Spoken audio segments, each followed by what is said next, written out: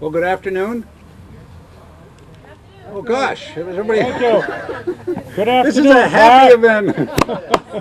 Well, welcome. My name is Patrick Sullivan. I'm from the city's Department of Planning, Housing, Community Development, and we're here today for a very exciting event. There is a tremendous project here by Youth Build and PACE that has partnered with the city for many years on these types of developments, and we have 3 very nervous and anxious potential home buyers standing by waiting for the lottery. But I wanted to introduce the mayor.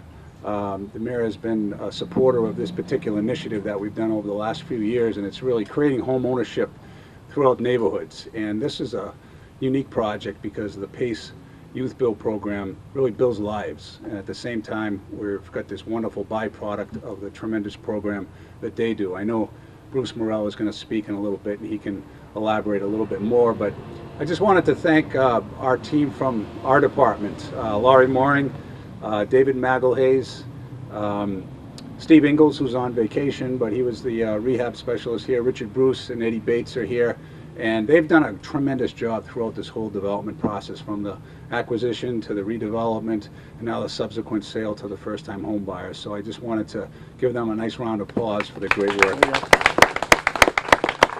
So I'd like to now turn this over to Mayor Mitchell, and he'll talk a little bit about the process, and then we can have a couple of more speakers and get to the most exciting part of today's program. Mayor. Thanks, Pat. All right, guys. Well, good afternoon. You guys insist on standing out in the sun. Well, go ahead. It's up to you.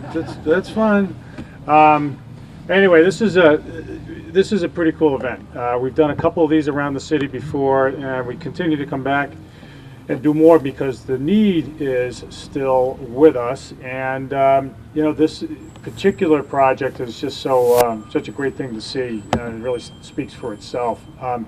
As the neighbors will tell you, this place was a wreck for a long time, and a very stable North End neighborhood that itself is a level 1 school right there, the Jura Swift School, and great park improvements over here at the former Acushnet Sawmill site. It's in a place where that's been historically stable, has lots of potential. But you know, neighborhoods are fragile things. When particular properties start to decline and fall apart, when they're neglected, neglect becomes evident. And bad things take root when that happens. Property values tend to drop. Sometimes crime follows. Sometimes flight from the neighborhood follows as well. This is a program that is meant to bolster neighborhood stability. I can tell you that the neighbors in this neighborhood love the fact that this investment has been made, that the work has been done, and that this place is in great shape and ready to take on a buyer in good faith who is going to love it as their own home.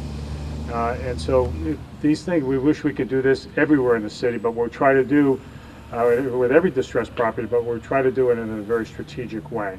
We focus especially on those properties that can transform neighborhoods or restabilize neighborhoods, and this is one example for sure. So lots of thanks to go around. And to Pat Sullivan's shop, this is an effort that is something that has borne fruit in lots of places, and his guys, and I'm glad, Pat, you went through the names, because it really is a team effort, but a good team has a good leader, and we appreciate your stewardship of the program, Pat, because it's really making things happen in our city. We try to do, government can't do everything for neighborhoods, but there are some very important things that we have to do, and that some of that includes targeted reinvestment.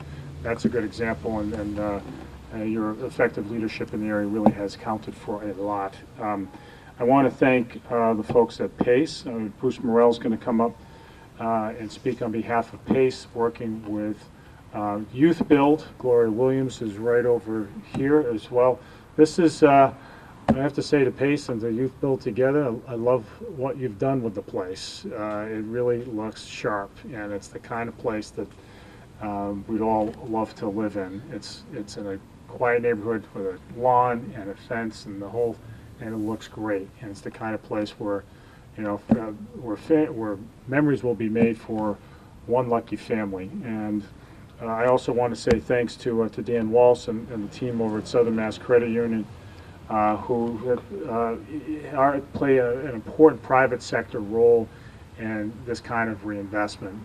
It takes the stretching of different actors, of government, of volunteer organizations like Youth Build and PACE, as well as the private sector, to come together and make this happen. And there's one of many takeaways today. It's that it really takes, for cities to thrive, to neighborhoods to stabilize, it takes that people speaking outside of their silos, getting together, partnering, and sometimes it sounds very cliche in policy circles, but it really does take people reaching out, working together to get stuff done, and this is a great example of that. And so I want to thank all of you for coming together and making it happen. There will be one lucky family who gets to do this today, and there's kind of like a reality TV element to all of this.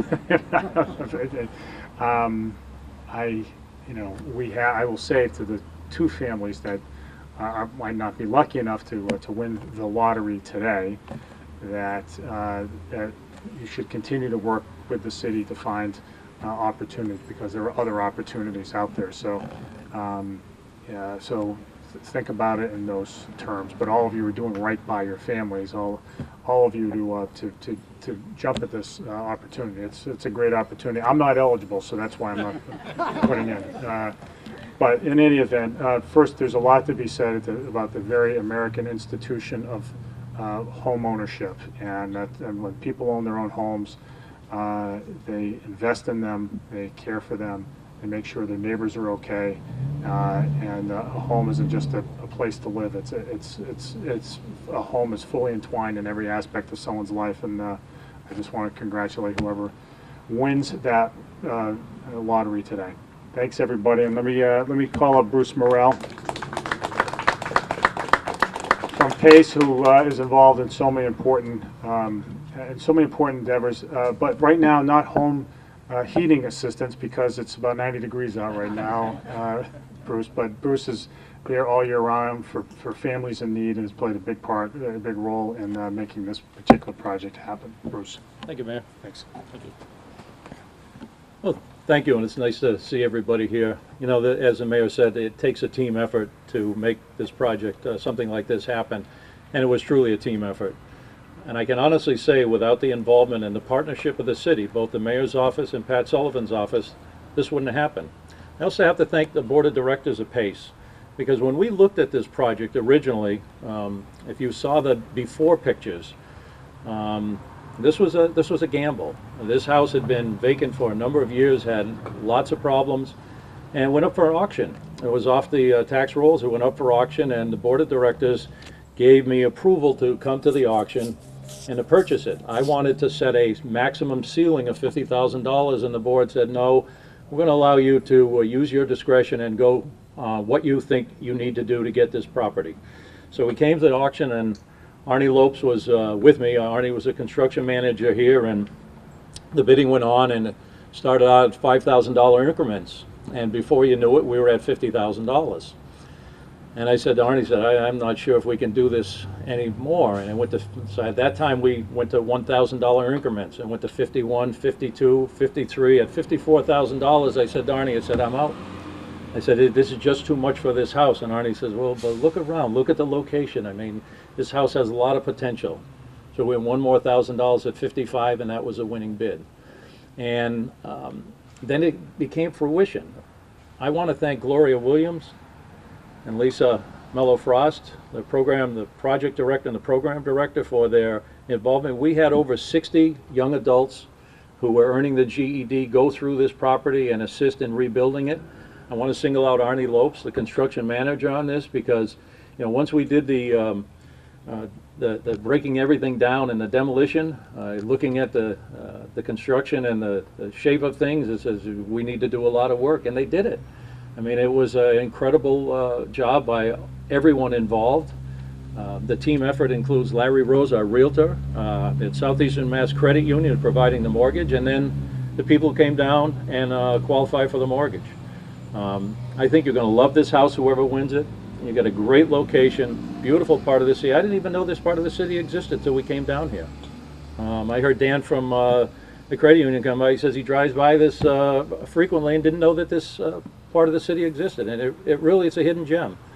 So it was a great team effort on everyone's behalf, the young people who worked here, the subcontractors that we had, and I think we really have improved the neighborhood. I think I know Arnie is, and the crew that worked here, Sean and the folks that worked here talked to the neighbors, and they kept an eye on the property while we weren't here, and it took a long time, but I think the proof is in the pudding. I think this is a great house. It's a great project, and again, without the partnership of the city, the mayor's office, and Pat Sullivan's office, we'd still probably be looking at a vacant building right now, because no private developer would come in here and take this property over because they couldn't have made money.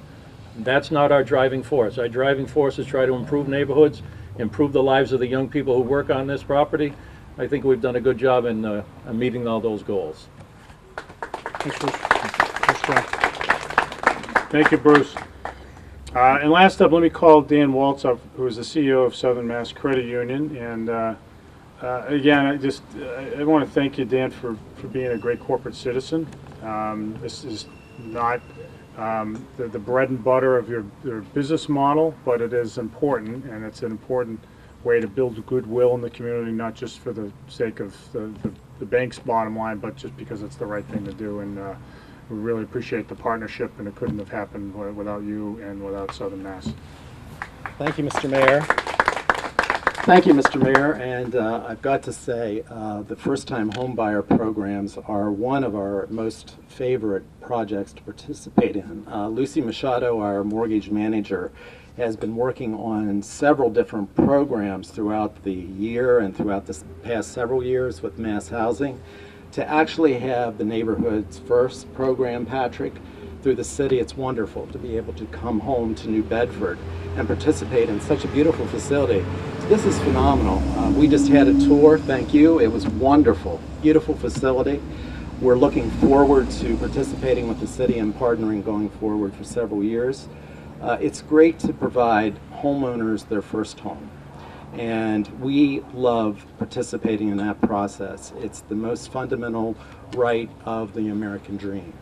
And to do that in the city of New Bedford, halfway between our two offices, as you know, north end of New Bedford and Fairhaven, and now in Fall River, it's great to be here in New Bedford providing this type of financing. So thank you, Mr. Mayor. Thank you, Dan. Great to partner with you all. Same here. Same here. All right. Yeah, and this is a neighborhood, too, that's on the move. I mean, Jerry Swift has been very successful, as I noted, as an elementary school. Great leadership over there. His career, the principal, and again in level 1 school. And the Riverwalk will end right here at the Acushnet Sawmill site, which is a great public park if you haven't been in there. And then over the next few years, as the harbor cleanup proceeds, we'll be doing the Riverwalk along the Acushnet River, and it's going to be a great public amenity. It makes me think if I bought this house, I'd want to flip it really quick. You can't do that, though, under the rules, right? No flipping allowed, right? No speculation.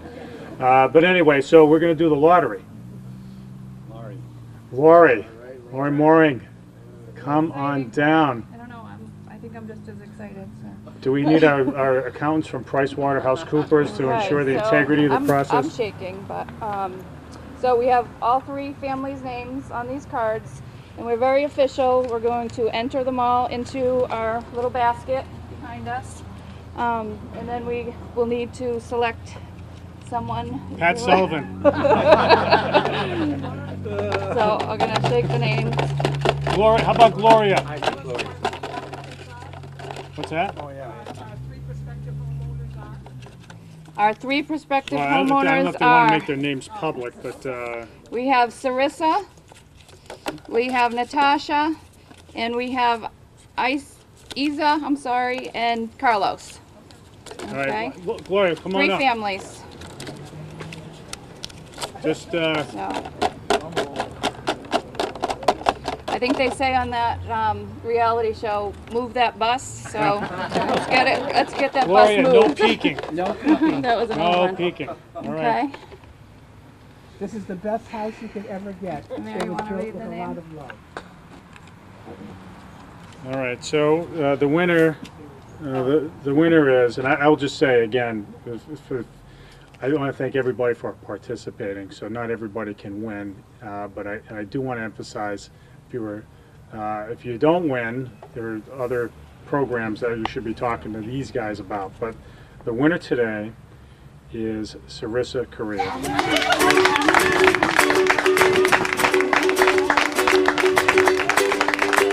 In case you had any doubt, that's Sarissa right there.